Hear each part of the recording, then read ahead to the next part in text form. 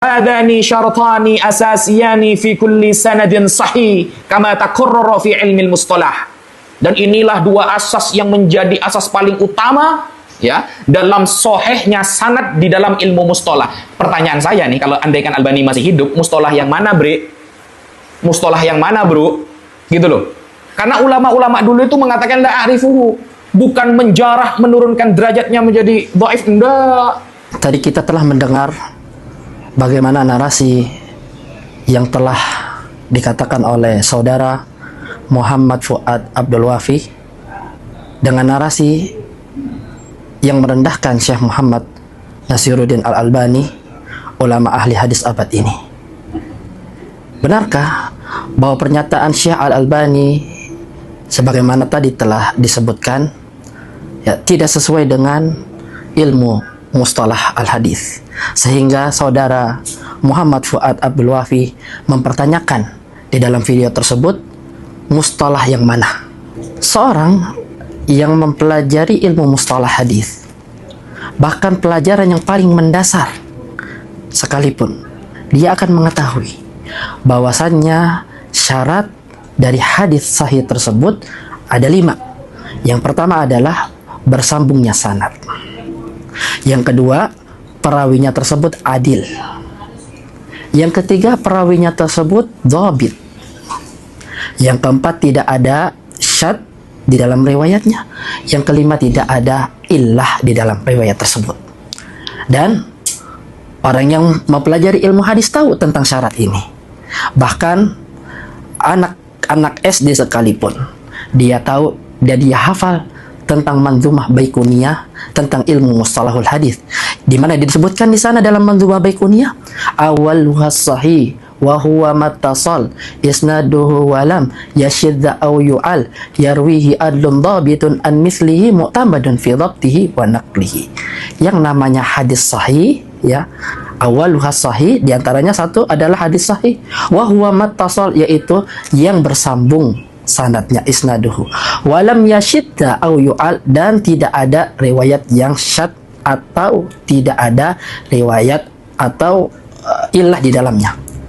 Yarwihi adlun thabitun, yang diriwayatkan oleh orang yang adil, perawinya tersebut adil, agamanya bagus, dan dhabit, hafalannya bagus ya. Mu'tamadun fi dhabtihi wa naqlihi, yang dhabitnya tersebut, hafalannya tersebut bisa dijadikan pegangan dalam menukilkan riwayat. Dan ini adalah merupakan syarat hadis sahih. Jadi, apa yang dikatakan oleh Al-Imam Al-Muhaddits Al-Mujaddid Syekh Muhammad Nasiruddin Al-Albani, bahwasannya seorang rawi haruslah ma'ruful adalati wa dhabti, harus dikenal keadilannya dan kedhabitannya. Ini adalah merupakan 2 syarat yang penting untuk diterimanya dalam riwayat tersebut, dan untuk dijadikan sahihnya riwayat tersebut. Ini sesuai dengan mustalah ilmu hadis yang paling mendasar. Sekarang kita akan mencoba untuk menelusuri tentang biografi Malik Ad-Dar ini, atau yang dikenal dengan Malik bin Iyad ini. Apakah dia dikenal keadilannya dan kedhabitannya, atau yang disebut dengan thiqah, atau tidak? Ya, perlu diketahui bahwasannya banyak para ulama yang mengatakan bahwasannya Malik Ad-Dar ini adalah orang yang tidak dikenal akan keadilannya dan akan kedhabitannya, dan ini masuk ke dalam kategori majhul karena tidak ada ulama yang menyatakan bahwasannya beliau ini adalah thiqah. Kalau kita merujuk terhadap kitab Nuzhatun Nazar di halaman yang 136 sampai 137, Al-Hafidz Ibnu Hajar Al-Asqalani memberikan suatu definisi apa sih yang dimaksud dengan perawi yang majhul tersebut. Ya, beliau mengatakan dalam kitab Nuzhatun Nazar, fa in summiya ar-rawi, kalau rawi tersebut diketahui namanya, wan farada rawin wahidun biriwayati anhu, dan ada seorang rawi yang menyendiri meriwayatkan darinya. Dalam arti tidak ada yang meriwayatkan darinya kecuali hanya seorang rawi saja. Fahuwa majhulul aini kal mubham, maka itulah yang disebut dengan majhul ain. Dia ini dihukumi sebagai yang dikatakan mubham, tidak dikenal. Ya. Illa an yuwassiqahu ghayra man yanfaridu bihi anhu alal asah, kecuali kalau memang orang atau perawi yang tidak bersendirian ya dalam meriwayatkan tersebut menyatakan bahwasanya dia ini adalah thiqah. Wa kadza man yanfaridu anhu idza kana muta'ahhilan lidzalika, dan demikian juga ya kalau sekiranya rawi yang meriwayatkan darinya, yang bersendirian dalam meriwayatkan darinya tersebut, dia ini memang ahli di dalam jahr wa ta'dil, dia menyatakan thiqah, maka diterimanya taufiknya tersebut. Akan tetapi apabila seorang rawi tidak ada yang meriwayatkannya tersebut kecuali hanya satu orang, dan tidak ada ulama yang menyatakannya itu adalah thiqah, ya, maka itu dihukumi sebagai majhul ain. Au in rawa anhu isnani fasaidan, atau yang meriwayatkannya tersebut adalah 2 orang atau lebih, walam yuwassak, dan dia ini tidak ada yang menyatakan dirinya tersebut sebagai thiqah, fahuwa majhulul hal, maka itu dikatakan sebagai majhul al-hal, wa huwal mastur, dan disebut juga sebagai rawi yang mastur. Berkenaan dengan majhul hal, waqad qabila riwayatahu jama'atun bighairi qaidin, sebagian ulama ada yang menerima riwayatnya tersebut tanpa adanya ikatan, tanpa adanya batasan. Waraddaha al-jumhur, sementara mayoritas ulama ahli hadis menolak riwayat dari majhul al-hal ini. Ya. Wa tahqiq, kata beliau, akan tetapi tahqiq di dalam permasalahan ini, anna riwayatal mastur wa nahwihi mimma fihil ihtimal, bahwasanya riwayat seorang yang majhul hal atau yang disebut dengan mastur yang ada kemungkinannya la yutlaqul qawlu bi raddiha, maka tidak serta merta ditolak riwayatnya, wala biqabuliha, dan tidak pula serta merta diterima riwayatnya, bal yuqalu, bahkan dikatakan hiya mauqufatun ila istibanati haliha, dia bisa diterima kalau memang keadaannya tersebut sudah menjadi jelas dan sudah difikahkan seperti itu ya. Kalau ada yang menfikahkannya sudah jelas dia adalah rawi yang fikah, barulah diterima. Akan tetapi kalau tidak ada yang menfikahkannya, maka riwayatnya tersebut tidak bisa serta merta diterima. Jadi yang namanya rawi yang majhul itu menurut ilmu mustalahul hadis adalah orang atau perawi yang tidak ada ulama yang menfiqhkannya. Kalau yang meriwayatkan darinya tersebut hanya satu orang, maka itu disebut dengan majhul ain. Dan kalau yang meriwayatkannya tersebut 2 orang atau lebih dan tidak ada yang menfiqhkannya, maka itu disebut dengan majhul al-hal. Dan status majhulnya tersebut tidak serta-merta terangkat dengan adanya ungkapan ini rawi ma'ruf, ini rawi yu'raf, ini rawi dikenal dengan namanya fulan bin fulan. Enggak seperti itu ya. Jadi majhul menurut bahasa dan majhul menurut mustalah itu sesuatu yang berbeda. Sekarang kita kembali kepada Malik Ad-Dar ini. Apakah beliau ada yang menfiqhkannya?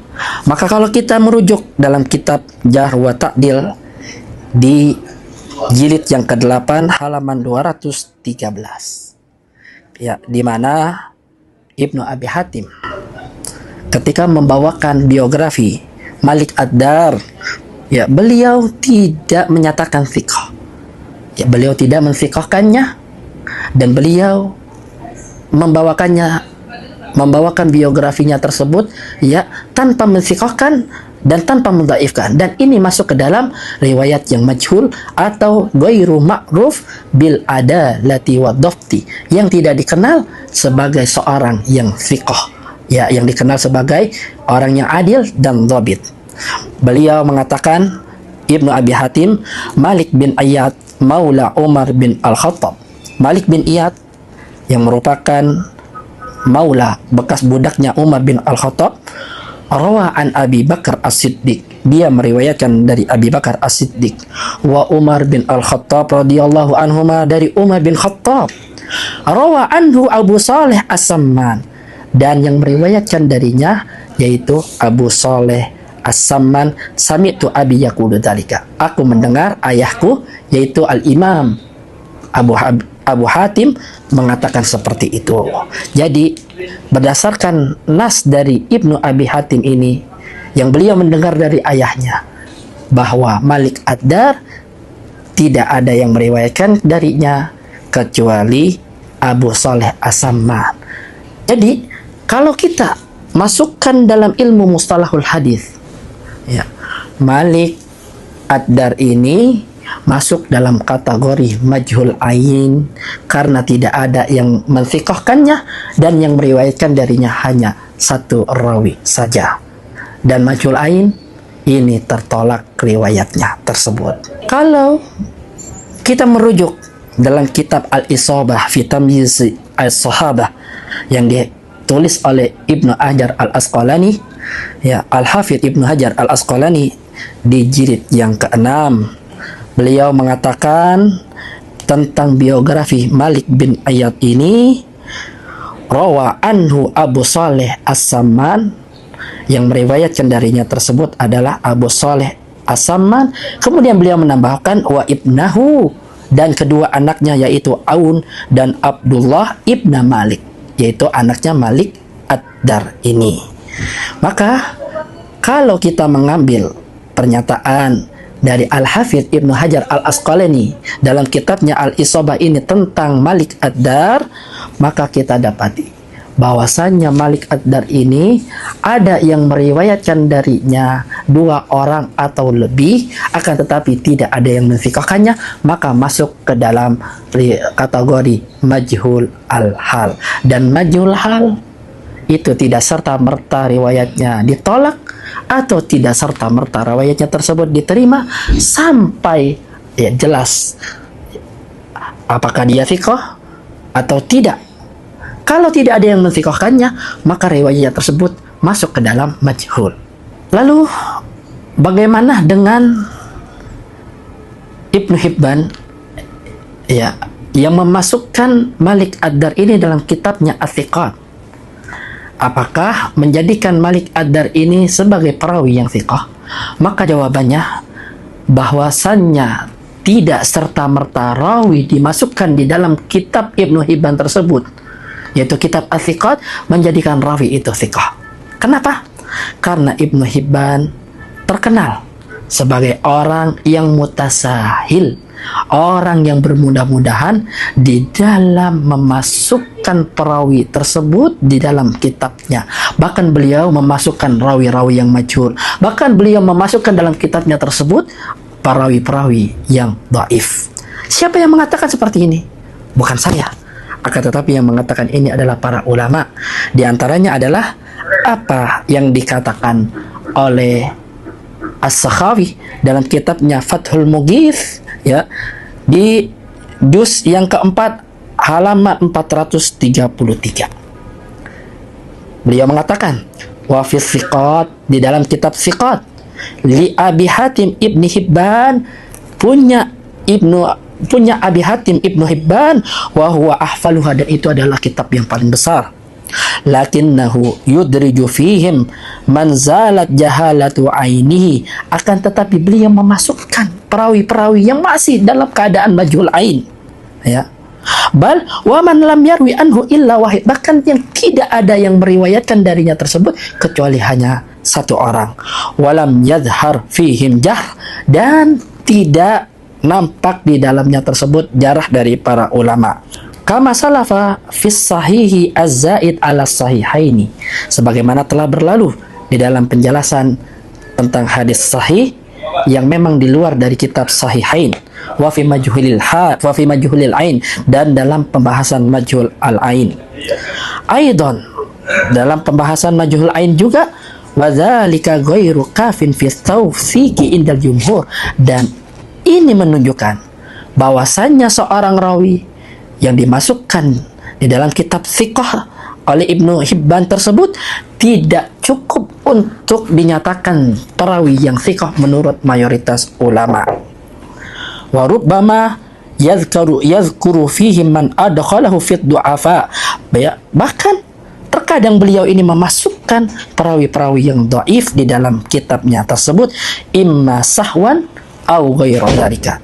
Ya, imma karena beliau lupa atau karena alasan yang lainnya.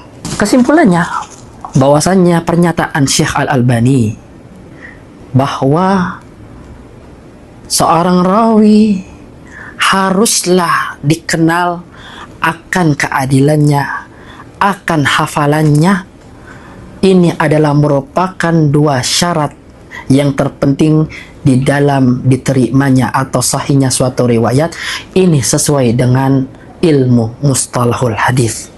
Adapun ya narasi yang telah dinyatakan oleh saudara Muhammad Fuad Abdul Wafi kepada Syekh Al-Albani dengan narasi yang seolah-olah beliau ini menanyakan mustalah yang mana, justru kita mengatakan dan bertanya-tanya kepada saudara Muhammad Fuad Abdul Wafi, apakah beliau paham terhadap ilmu mustalahul hadis?